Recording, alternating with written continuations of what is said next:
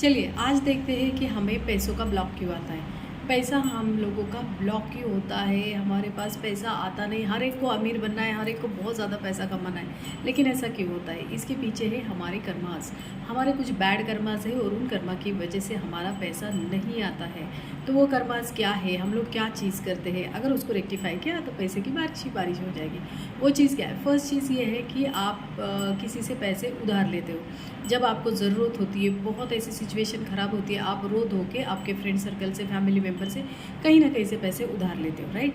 और जब चुकता करने का टाइम आता है, फिर आड़े टेढ़े मुँह करना या फिर तरसा तरसा के पैसे देना। लेते हो इतना पैसा, देते समय चुटकू चुटकू चुटकू सा करके देते हो, तो बताइए आपको भी पैसा तरसाएगा।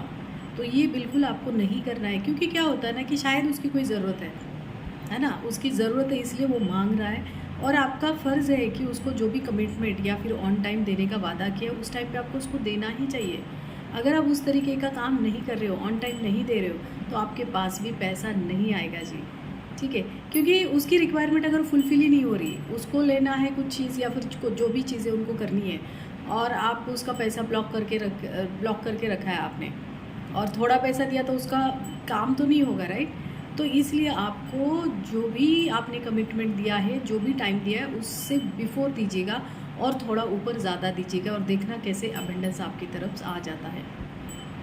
और एक दूसरी चीज़ है कि मैंने नॉर्मली देखा है फ्रेंड्स में, रिलेटिव्स में, अगर कोई कुछ काम कर रहा है, उसकी सर्विस हम लोग बहुत अच्छी तरीके से फ्री में लेना चाहते हैं या फिर कम दामों में लेना चाहते हैं। उसका टैलेंट होता है, उसने पैसा इन्वेस्ट किया होता है उस स्किल अपनाने के लिए, तो आप उसको don't take it as a granted. अगर आप ऐसी चीज़ करोगे तो आपको उसके ड्रॉबैक देखने को ही मिलेंगे। तो ऐसा बिल्कुल नहीं करना है आपको। किसी की भी सर्विस आप ले रहे हो तो उसको पूरा पूरा पैसा पे करके उसकी सर्विस लेनी है आपको। अगर ऐसा नहीं करते हो तो इसलिए तो भुगतान भुगतना पड़ रहा है।